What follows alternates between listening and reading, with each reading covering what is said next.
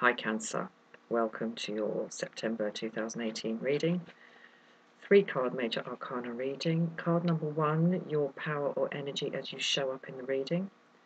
Card number 2, the block or drain on your power. Card number 3, your key to power. I will then be pulling one from the swords, one from the wands, one from the pentacles, and one from the cups. And I will then be pulling one from this new deck, the Wild Kuan Yin Oracle by Alana Fairchild. Now, Kuan Yin is from the Chinese, Tibetan, kind of Far Eastern yak, yurt, plains end of things. She's depicted here as a young shepherdess. She's known as the Bodhisattva of compassion. A bodhisattva being an enlightened being who willingly remains in the human realm in order to be of service. She's closely linked with the Tibetan Buddhist goddess Green Tara. I've been chanting the mantra of Green Tara every day for over 5 years, and I recently undertook an extended Kuan Yin mantra practice. So let's see what she has to say for us, to us, in due course. Anyway, here we go for Cancer, September 2018. One last shuffle, one last cut. Card number 1, your power or energy as you show up in the reading, the Moon. Card number 2, the block or drain on your power, the Devil in reverse.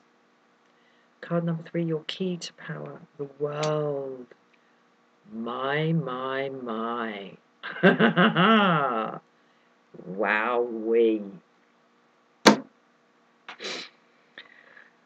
This is wonderful.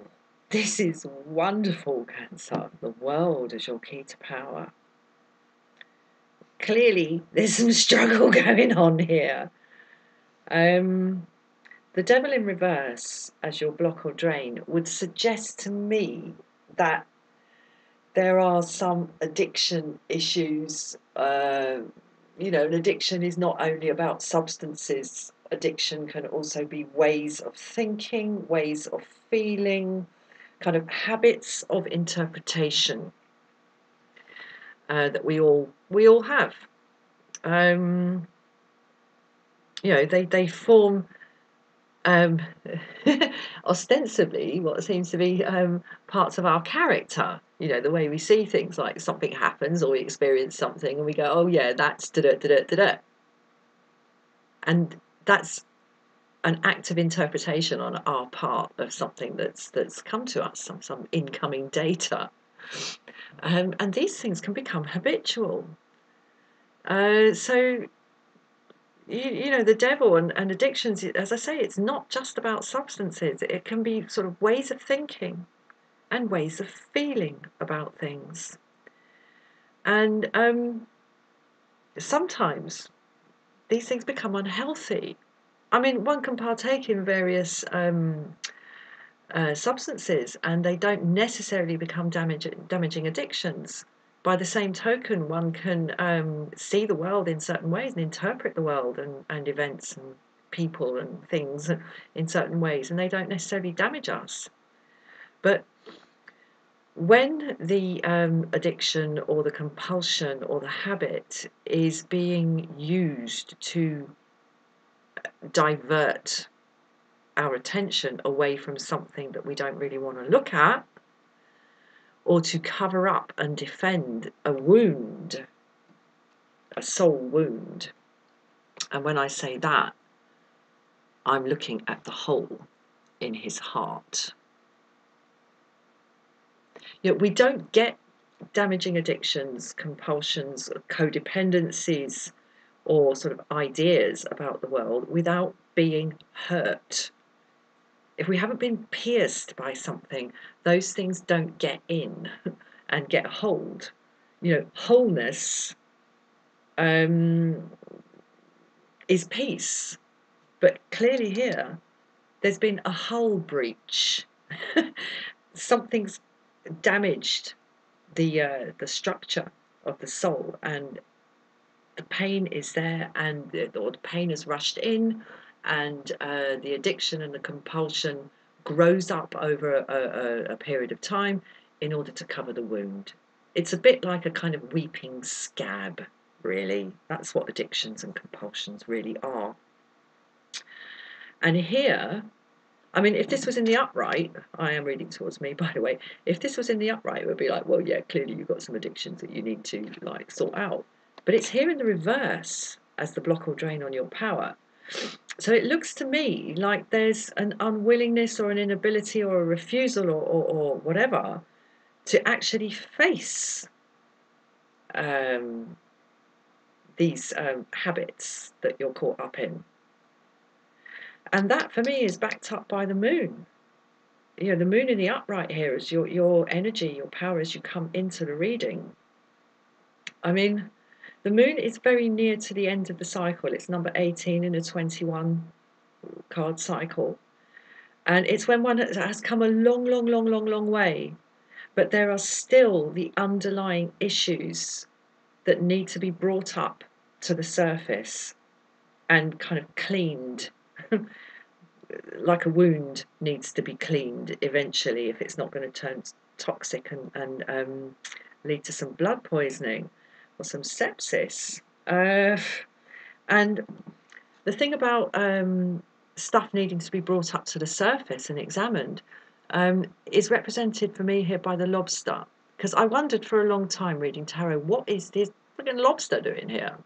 It's like just like random crustacean on the moon card. And then I looked into it. I thought, well, there must be some significance to it. I mean, this is the old Tarot de Marseille. This goes back centuries, this stuff. Centuries and centuries. The symbolism of these cards. And it turns out that lobsters are extraordinarily long-lived.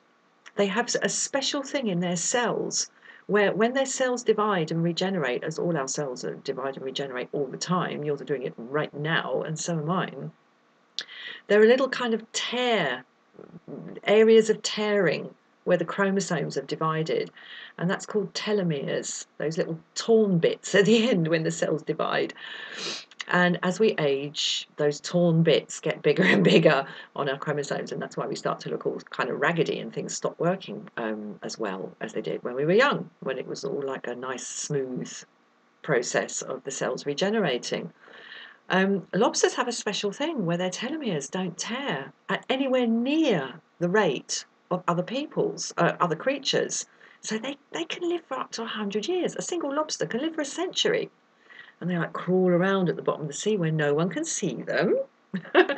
And like all crawling around on their own, living for a very long time.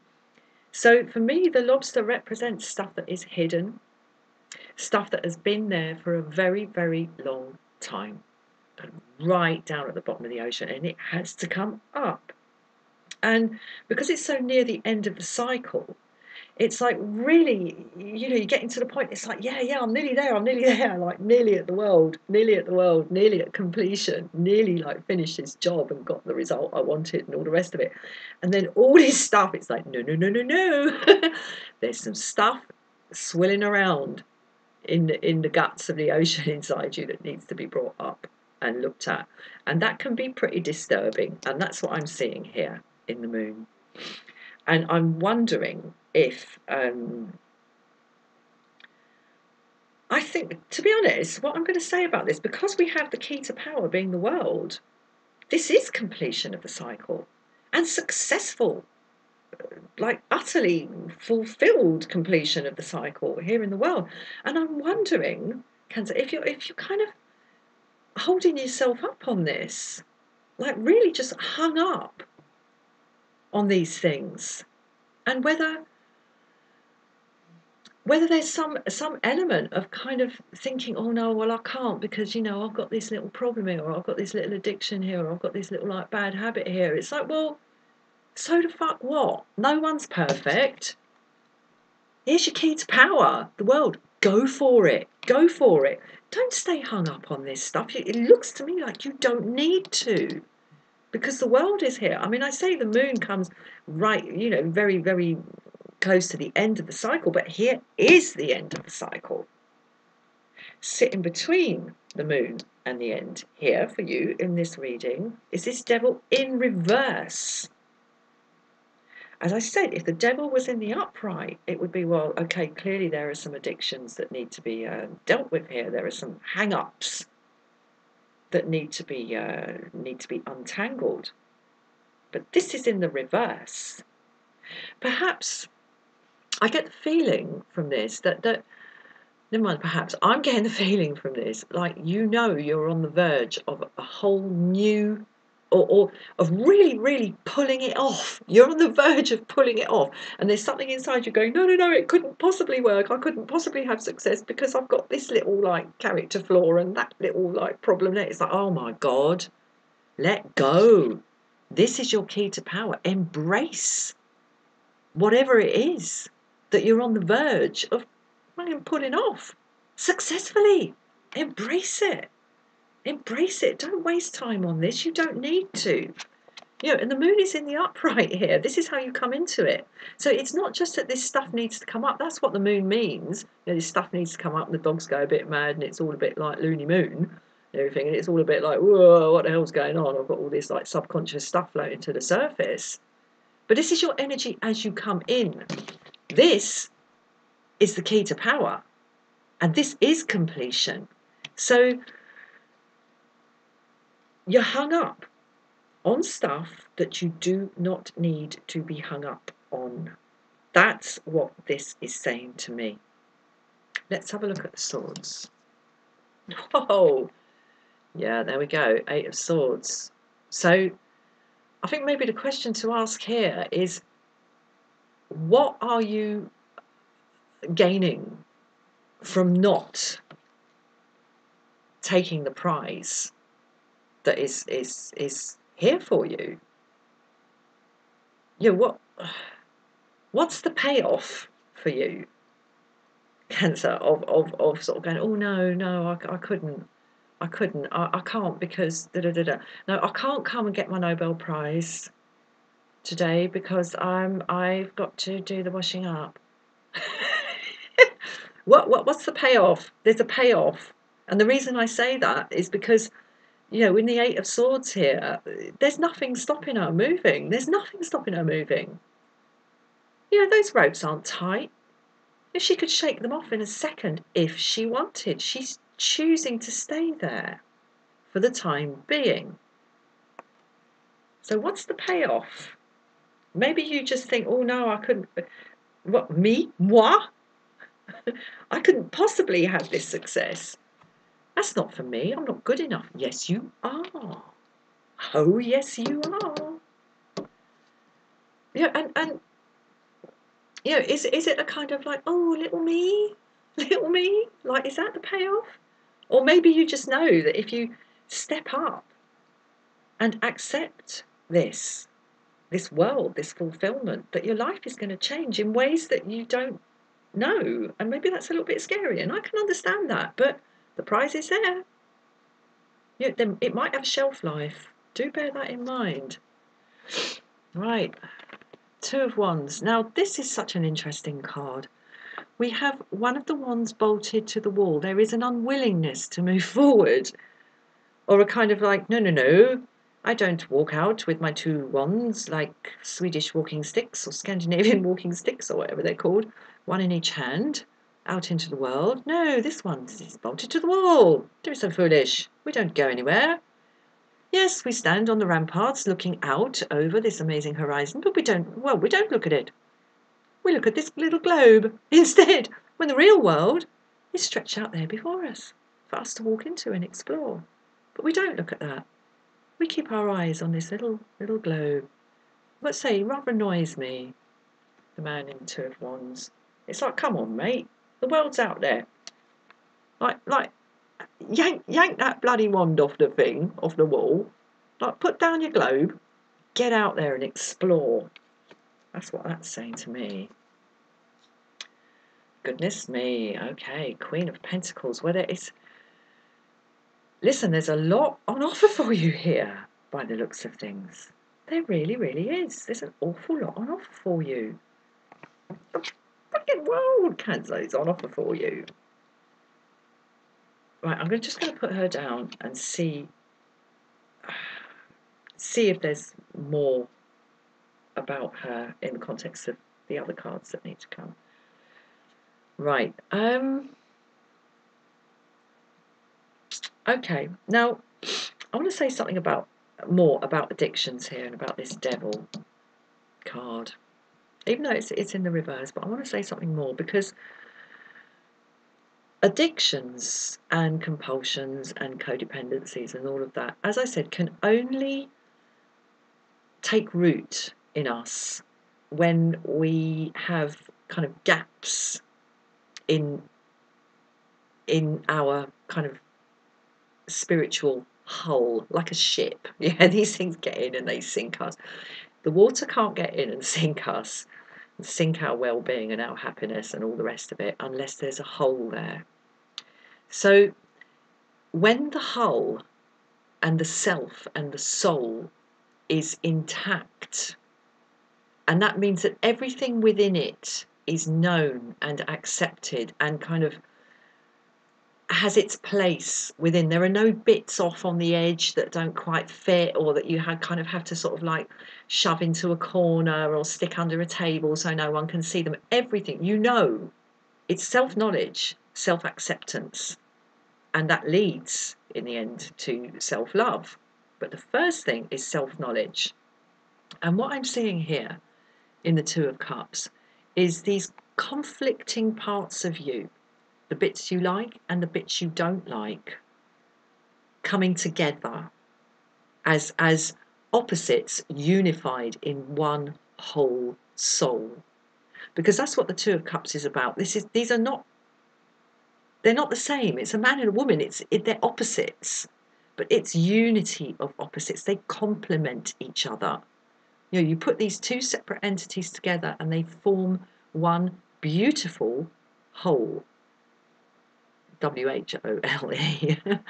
And when the cups are brought together here, this is called a caduceus. It's the caduceus of healing. It's the ancient symbol of medicine and healing. So this is about bringing together, to my mind, this is about the bringing together of the disparate parts of the self and a bringing out and an acceptance of your imperfections. And perhaps if that can be done, no one's perfect, mate, seriously. If that can be done, then, the Queen of Pentacles holds, I bet, I'm rambling on a little bit now, but I bet that this pentacle that she's holding here has got a few little dents in it and a few scratches in it. That's the nature of material reality. It gets bumped, it gets dented, it becomes imperfect. That's just the way it is. It doesn't mean that this pentacle is not worth what it is worth. So to my mind, this is about accepting yourself, warts and all, Cancer, warts and all, and not sort of feeling that you have to have everything perfect before you step up and accept your freaking Nobel Prize. Wunderbar. Let's see what Kuan Yin has to say. Okay, now this is a new deck for me. What I've been doing is just going through gently and seeing if there's one. I think I just saw it that pops out. For, no, it's that one. Right, let's put it out. There we go. Oh. Anchor to fly. Now, this makes me think about kites. I mean, if a kite is not held, it's just a random bit of stuff like flapping about in the sky, and it's just going to like land somewhere and get crushed under a taxi or something. It needs, in order to fly, it needs to be held. And we see here that this is the kite, and this is the hand holding the kite. So in order for this thing to fly, it needs to be held.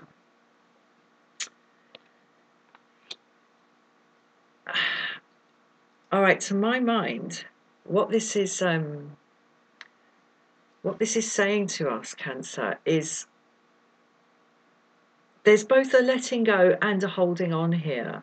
There's a letting go of the sense that everything needs to be perfect before you can be happy. Everything does not need to be perfect, but everything does need to be what it is. And that's the hand holding the kite here, is the simple reality that you, like all other human beings, have flaws and dents. And if you can accept those and hold on to the fact that it's okay to have those and that you are okay with your flaws and your dents, then they cease to be wounds, they cease to be holes, and this stuff can't get in because you don't need to cover them up anymore. And then you step up and you get the world. This is what this is saying to me. This is the key to power, okay? The key to power for you here this month is simply everything.